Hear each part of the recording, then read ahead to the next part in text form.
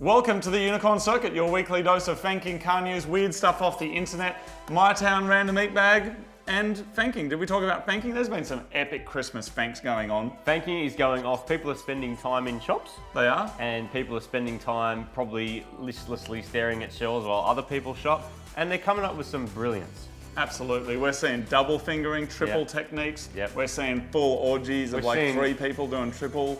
We're seeing techniques we didn't even know were possible. Exactly. It's the evolution of Fanking. But of course, we've also got some exciting news coming up in the news section about Roadkill. An announcement to make, Martin. Yep. Finally. Talk about that later. Throwing some dates down on the ground. How was your week? My week was awesome. I bought a coconut. Really? You eaten a coconut recently? I know coconuts can do some pretty incredible things. Can they? Yeah. Really? Yeah. Well, I bought a coconut and then I used a machete and cut the top off and I drank out of it. It was awesome. Did you climb up the tree to get the coconut? No, I didn't. I went down to the local shops and they're from Thailand, mate. They're like brought in from Thailand. Yeah. Isn't it incredible that someone can grow a coconut, they can ship it 10,000 kilometers. And we can buy it for $2. And you can buy it for $2. It blows my mind. If someone said, here's a coconut that's traveled the world, and they cost like 20 cents different. I know. It's amazing. The world is an amazing place. It's crazy because it's volume, you know, and like sometimes people are like, that's too expensive. People are talking about music, right? Today. They're saying, music's too expensive. What? You said it's about volume. Oh, sorry, that was good. Anyway, music's expensive? Yeah, they were saying music's expensive. And I was like, well, for 99 cents, you get to listen to a thing that's possibly a lifetime worth of experience and like learning music and traveling the world and coming up with all this stuff, then recorded in studios that are worth hundreds of thousands, if not millions of dollars, and for 99 cents, you get to listen to it. I would also say, similarly, because you went and saw a big epic movie last night, I do believe. Yes, I did. It costs you what? How much is a ticket these days? $10. Yeah. And you get to see what? Something that's cost millions of dollars to make. I was highly entertained. What was it, Martin? Star Wars. Okay. But is that the one that's not the real Star Wars? I'm going to put it out there. That's the BMW of the Mini of the Star Wars world. I don't get the order of it. Like, they jump around, things are happening in a funny order. I'm not a Star Wars geek, but I do appreciate the film and I like it. I really enjoyed it. I didn't like the one where they go pod racing, and that was a bit silly, but that was a long time ago. Anyway, I don't understand the order. Is that the one with Jar Jar Sphincter in it? Yes. Yeah, okay. Yeah, Jar Jar Sphincter, that's the one, and then he pod races, and then they all have a good time. So I was with my mate, and I had to keep asking my mate and say, dude, what order is this? And he's like, oh, this is before the thing, and then they're going to put the thing in the drone, and then, but that was before that, and he's not around yet, and then he fights a dude, and then he's around. I'm like, that's so confusing for your average Joe. Wow. Anyway, I thoroughly enjoyed it. I just drank a coconut. And it was easy. That's great, man. And not complicated. Let's kick it into the car news.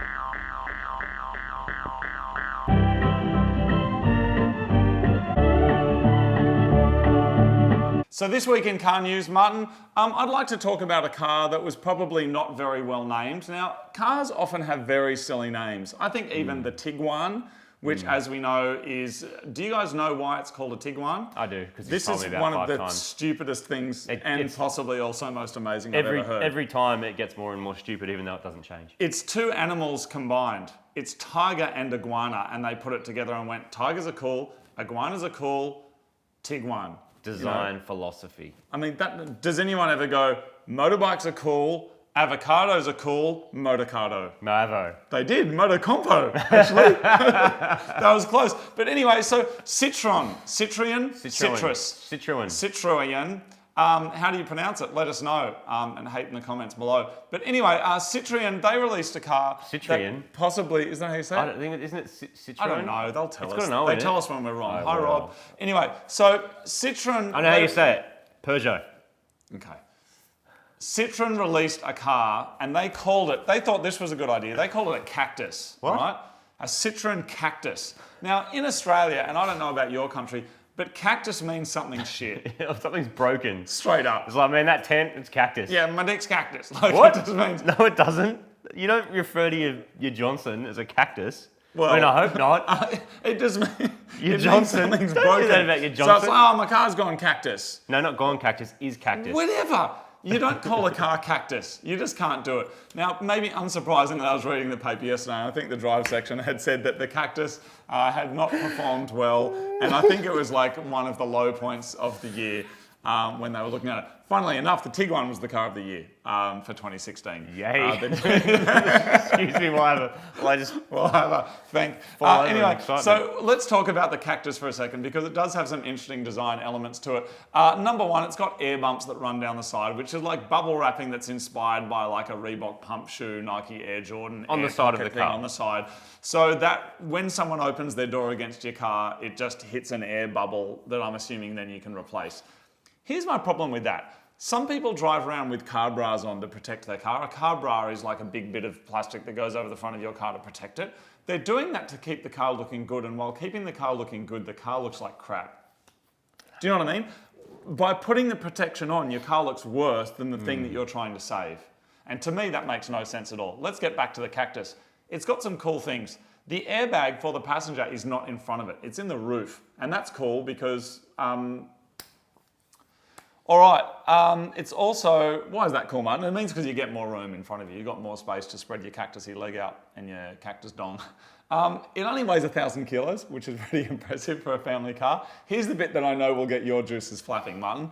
It's got a 1.2 litre 3-cylinder engine, right? Which is amazing. Like that's like double K car spec. 5-speed manual, or you can get a turbo diesel with what I consider a really stupid thing, which is called automatic manual. I don't like automatic manuals at all. Automatic manual means it's actually putting in the clutch and you have to wait. Have you ever driven one?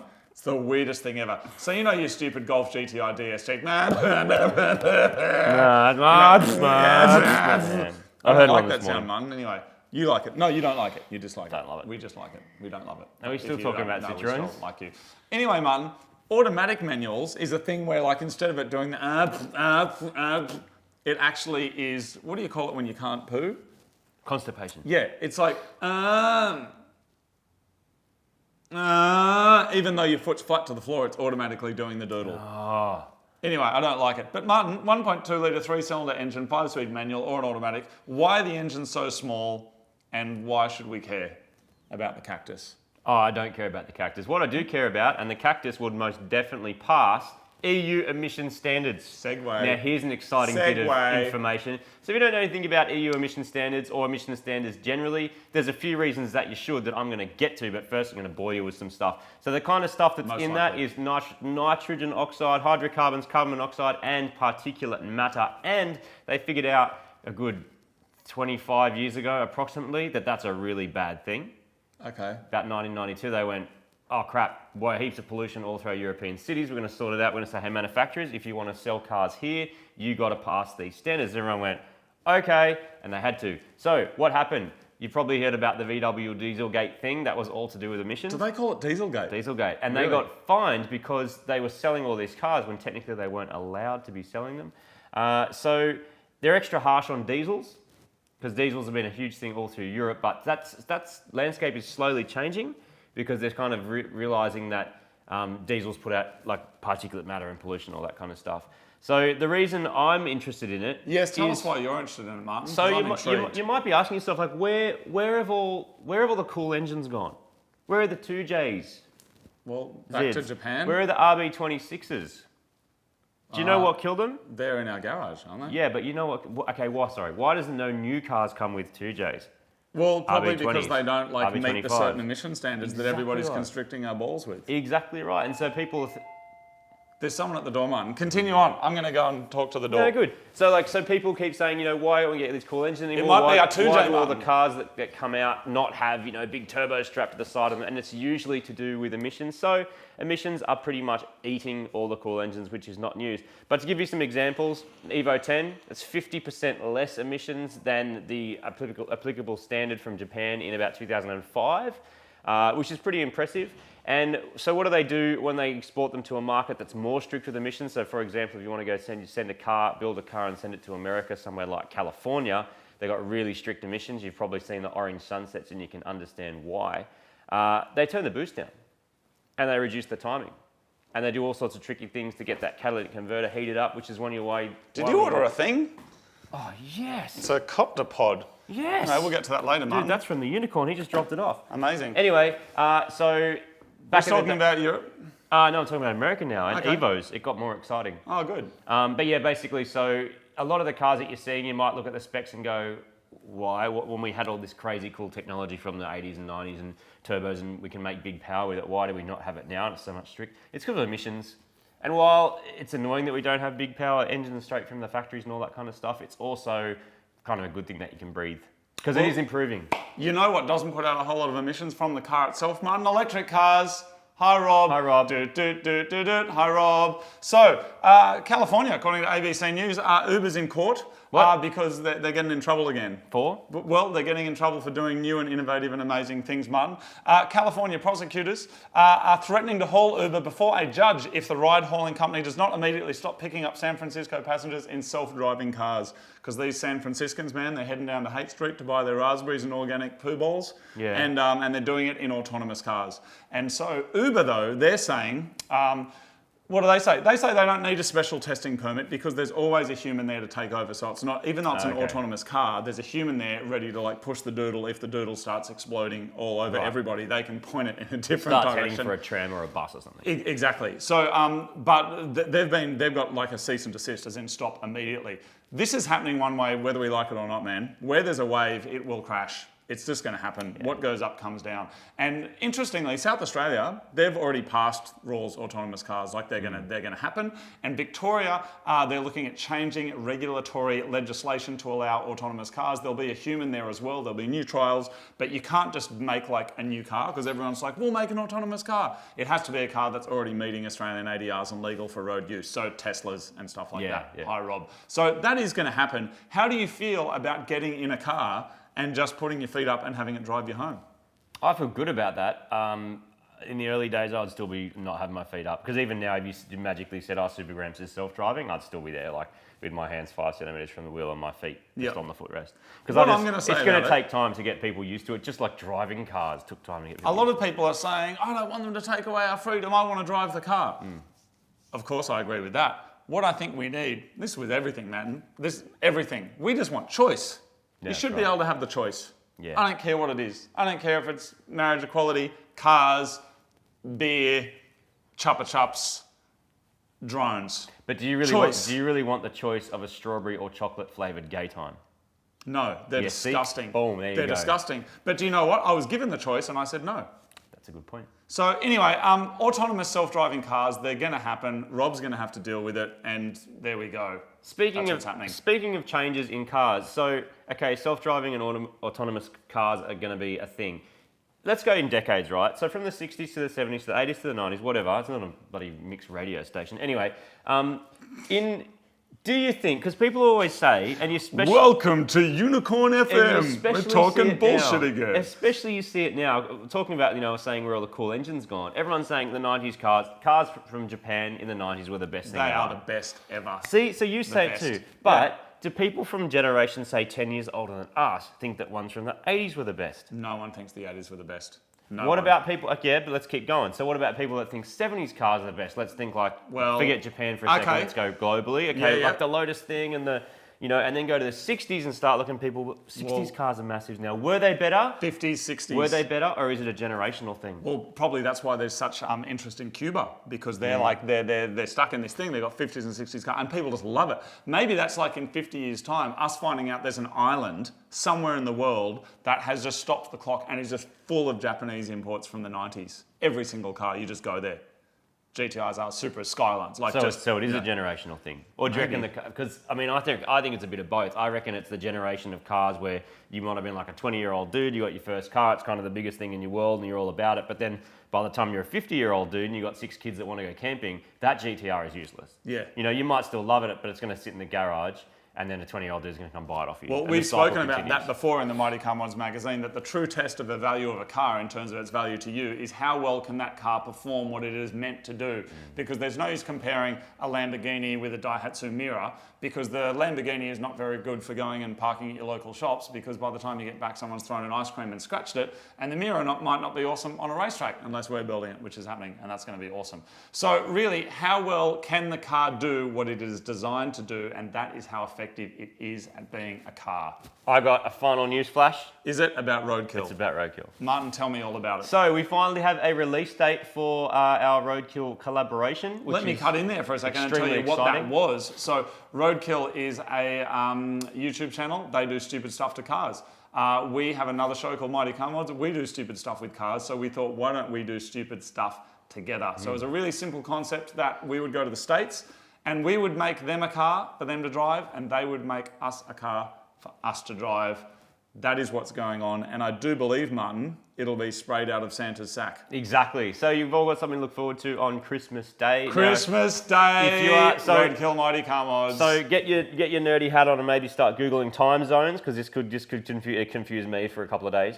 So Pacific Standard Time, PST, you might see that written somewhere. So 12:01 PST, as in it's Christmas Eve, then it's midnight, and then it's midnight. Basically, Santa comes, yes, exactly, and then midnight you get it. plus 1 minute, boom, it's live on both channels simultaneously. So Two different videos. If you don't have two screens, you're going to need two screens. One for the Roadkill channel, and it's going to be available for free for everyone to watch, which is pretty exciting. And they're also putting it on their Motor Trend On Demand thing.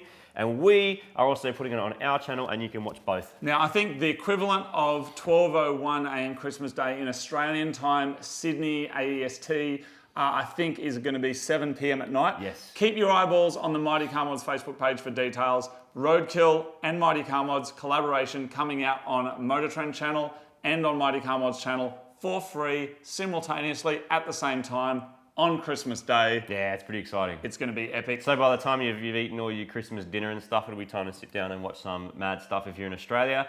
And if you're in the US and you're on Pacific Standard Time, then you're going to be having a late night. Yeah, and of course it is our biggest video of the year and how we will finish the year. And I do believe, Martin, we might take a week or two off in January to go on some holidays, ride some motorbikes, ride some electric skateboards, and have some fun times. Basically need to service every single car because there's no time to even change oil. And finish the ones that were still broken. So there it is, that is the news. Epic. Let's cut into weird stuff from Unicorn.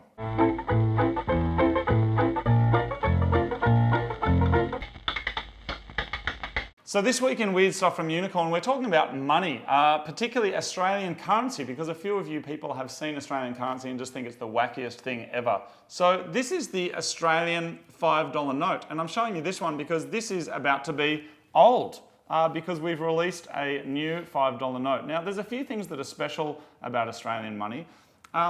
Firstly, it's completely waterproof. It's also completely tear-proof, so you can't, like, it doesn't matter what you do, you cannot tear it. You can cut it with something, but you can't just, it's really hard to just rip with your fingers. And it's full of really amazing technology, being that it's plastic. The new $5 note has a kind of a strip down the middle down here that's all completely clear.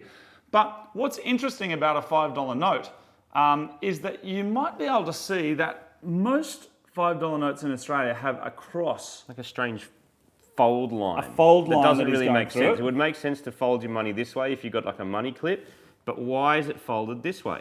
Now that's a good question, Martin. So if you ever come to Australia and you get a $5 note, or you live in Australia, you'll see that there's a fold line directly in the middle, and then there's another fold line directly down the side here. Now the reason is because there is a joke in Australia about $5 notes, which is probably so rude that we won't even talk about it on the show. We don't need to. People, you might figure out how to fold your $5. We don't need to, but there's a joke that by folding your $5 in a particular way, you can create the image of... Do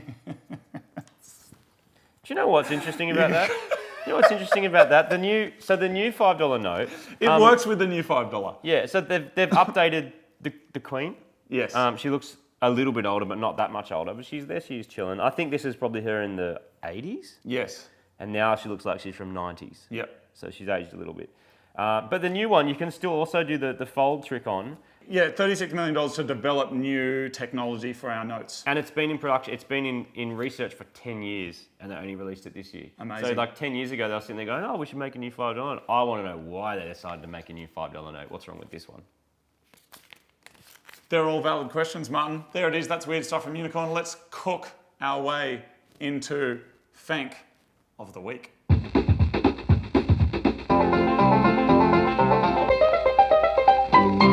So fanking is a delightful art of recontextualizing a product by putting it near your crotch. Bonus points for double fanks, triple fanks, things that we didn't even know were possible. You can also use what's known as the fingering technique, which is where you cover up part of the title of whatever the product is using your various fingers and things to reword whatever it is that we're looking at. Fanking's awesome. Fanking's been around for many, many years and it's really started to take off.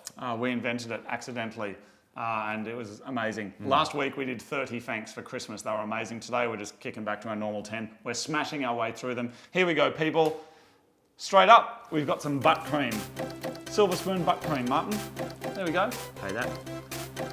No, what? The Arse Blaster. What is an Arse Blaster, Martin? I don't know, but see, I find products that already have the thing on it interesting. It's like someone purposely marketed that. But he's fingered it. There's something else. It's Arse Blaster something, and he's fingered it. Look how colourful his shoe is. Do you know what an Arse Blaster is? Please let us know. Premium quality dick sponge. Well done. Good on you, I would eat that dick, would you? Oh, it looks very delicious. It looks delicious. So creamy. Organ oil. Yep. See, no fingering required for that one. Well done, mate. Cock spray. We've been seeing a little bit of that lately. Heaps of cock spray. And we've seen it on Fanking as well, haven't we? Yeah. Martin, this is a hand rubbed beauty. In your woodworking aisle, you'll find all sorts of interesting things. Not bad. Hot cock. That's not bad. Starbucks as well. Well done. It's everywhere. Good on you, young lady, for getting in on that action. Martin. What are we looking at? This is a finger sack from Japan. What is a finger sack? So a finger sack is an individual finger-sized condom used for fingering. No. So you basically put your finger inside that. No, it's gonna be for something else, man. What do you mean for something else? Like that must be a thing like for pressing elevator buttons. That's what I'm saying, for fingering anything. From an elevator button to stuffing a chicken to, I don't know, sewing and stuff. It's literally a finger sack for fingering. It's amazing. It's a finger-sized condom from Japan. All right, we've got the slimline butt. Nice. Well done. Only $39.99, don't even know what that is. Pounds. Is that pounds? Yeah, That's man. expensive. What is that thing? That's a lot. That's like $80. Martin, we've got some... Oh. Well done, Bailey's ring cream. That sounds like it would go on dick sponge. Yes, quite and deliciously. it looks quite delicious as well. All right, Martin, let's take it home. Oh, wow. Cumin? I don't understand what's funny about cumin. It's just a spice. He's pronouncing it a different way. I think his name's Greg, put it that way.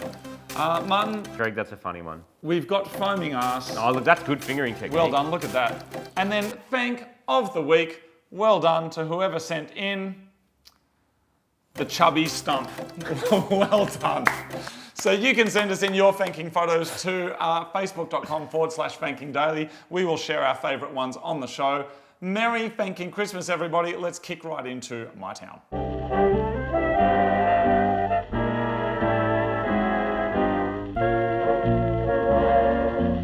So this week on My Town, we're going to two very different places. Martin, where are we kicking off first? We're going to kick off over in Canada, in a place that I really struggle to pronounce. Quebec. Saskatchewan. Saskatchewan. I don't know. All I know is it's really freaking cold, and here's this legend who's going to show us his town. Well, hi there, Unicorn Circuit. My name is Arnold, and this is my town. This is the town of La Ronge in Saskatchewan in Canada. And right now it's a lovely minus 26 degrees Celsius.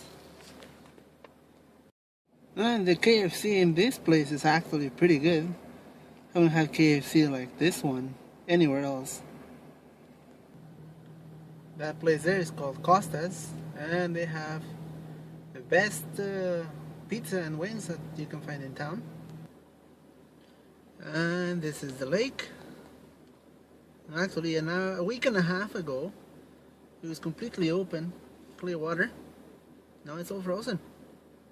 We've had temperatures like this, minus 26, minus 30 for the last week and a half. And I am originally from Mexico City, so this is pretty cold. And there is the park. This is the crappy place in town because there's a lot of people wander in the streets asking for money for booze. Yeah, crazy. And there is what we call an inukshuk. Those are traditional native artifacts that people made to ward off from polar bears, I think. Even though there's no polar bears here. And one of the few cool places to check in this place is the airport. If you're an aviation enthusiast, you probably like this. This is the base for the water bombers in the summer. Those are CL-215Ts, and there's one CL-215 piston there. And that one's called a tracker. They were used in World War II, and they actually fold their wings up and so they can be stored in the aircraft carriers. If you like the forest, this is the place to be. Now let's not forget about the co-op. These guys have the best chicken kebab I've tried. It's pretty good, especially that buffalo one. Oh, spicy. So yeah, thanks for checking my town. And I know it seems lazy that I did this video in my van, but with minus 26 degrees Celsius out there, and then factor the wind chill is minus 36. Oh, too cold. Anyways, see you guys.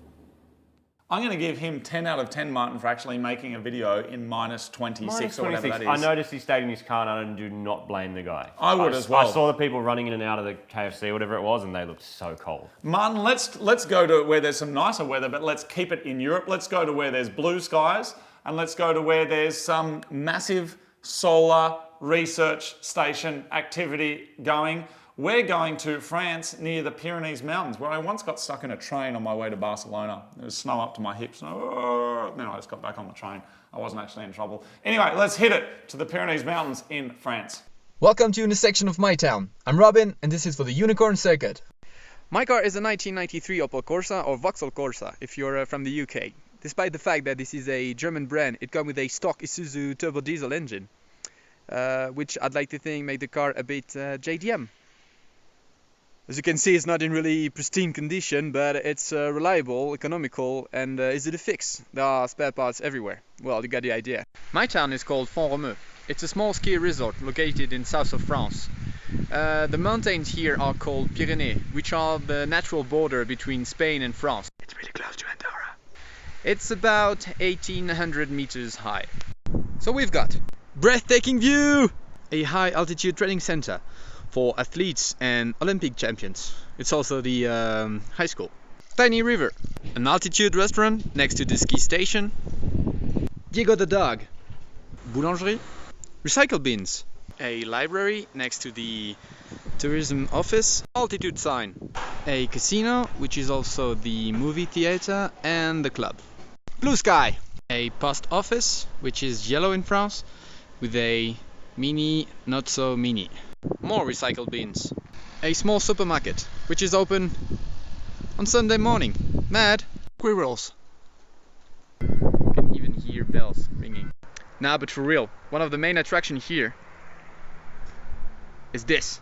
It's a huge solar concentrator, which has been built to perform experimentations using solar energy. The way it works is by reflecting the sunlight with those 63 mirrors onto this giant curved mirror, which is actually an 8-story building, and then the light is focused onto one single point, which goes into the small building here in the middle. Well, that's it for my town. This is where I'll leave you guys. I'm going to eat some healthy snack, which says on the box vitality, pleasure. Looks delicious. Cheers. I hope you guys enjoyed the video. So there it is. Thank you very much for sharing. That is my town. We would love to hear about your town. Those My Towns were awesome. A few weeks ago we were saying that we want some cool international My Towns and stuff like that. You guys have delivered, but I want to see more. I want to see more as well. So please I want to send see in your My I want Towns. to see a Russian My Town. Russian My Town. Bring it. Russia, Malta, Spain. We're calling you out. My Town, do it. You can send your videos to mytown@theunicorncircuit.com. There it is, Martin. Let's cook it. Upload a YouTube video. Make that thing, what's it called? Unlisted. Unlisted. Make Send sure us a you link. say, hello Unicorn Circuit, because then we know that you made it for us and then we feel special and all wiggly in our woozy bits. All right, good. Let's cook it again into Random Eat Bag.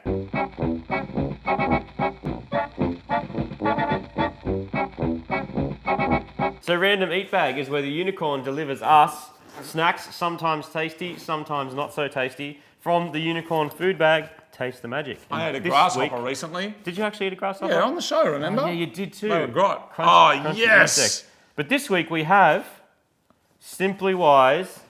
Oh, you love this stuff. Barbecue corn crunch. Barbecue flavored roasted corn kernels. What is with, firstly, corn kernels being a thing, and what is with barbecue flavour? Oh, they're individual everywhere. packets. Barbecue corn crunch. This is a roasted corn kernel, gluten-free. Oh, wow. I've got to say, there's nothing crunchier than a corn kernel, Martin. Have you noticed that? Like, it's as crunchy as you can get. Now, this Look is at this. gluten-free. It's fructose-friendly, whatever that means. I've never heard of fructose-friendly. Yeah, this is a very friendly snack. It's also kosher, and all it's got in it is corn, oil, salt, and spices. Oh, well, I That's hope good, those isn't it? spices make it taste delicious, Martin. But what is it about crunchy food that makes it so good? I don't know. So, Probably the dentist bills. yeah, probably. Here it is. They're incredible. Are they good? They're so crunchy. Because you're a bit of a connoisseur of like barbecue flavored crunch stuff. Fantastic. Oh, that is good. Everyone, thank you for watching the Unicorn Circuit. Make sure you keep your eyeballs on the Mighty Car Mods Facebook page. And for you like YouTubers out there, you may have been noticing you're not getting subscriptions anymore. You got to double bell it now. Next to the do. subscribe logo, there's a bell. There's a bell end. A lot of people have been talking about it, You going gotta hit the bell. Touch the bell end. I noticed the other day when I was on YouTube, it came up with a pop-up from YouTube that said, make sure you click the bell to subscribe now. So you won't be getting notifications of your favorite channels like the Unicorn Circuit and Mighty Car Mods unless you click the bell. So go to the pages you want to follow, next to subscribe, hit the bell, it'll go, do you want to be notified when there's a video? You go, duh, of course, that's why I'm subscribed, and then you'll get the videos. There it is. Seems fairly simple. Merry Christmas, and thank you for watching episode 22 of Unicorn Circuit. We're only going to do this once. It was just something for fun. We've been doing it now for 6 months. Half a year worth of episodes. Big. So thank you very much for watching. Be safe over Christmas. Don't drive like a tool unless you're on a track. And have an amazing time. We hope Santa sprays his sack of goodness all over you and your family. Merry Christmas from the Unicorn Circuit.